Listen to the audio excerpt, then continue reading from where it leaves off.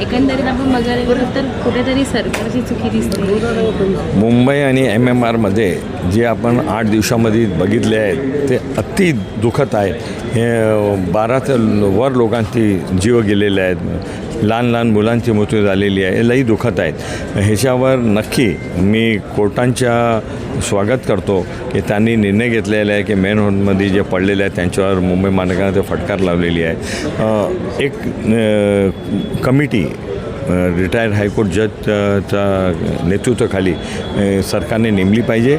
ह्याच्यामध्ये जे जे दोषी आहेत त्यांच्यावर कारवाई झाली पाहिजे. ते कन्सल्टंट आहे की ते कॉन्ट्रॅक्टर आहेत की मुंबई महानगरपालिका किंवा MMRच्या संबंधित अधिकारी आहेत त्यांच्यावर कारवाई झाली पाहिजे. कारण काय, हे तो 8 दिवसाचा पाऊस होता, 4 दिवसामध्ये इथे मृत्यू झाली आहेत. आत्ता 4 महिना उरलेला आहेत. पाऊस येणार आहेत, नक्की येणार आहेत, जास्त येणार आहेत.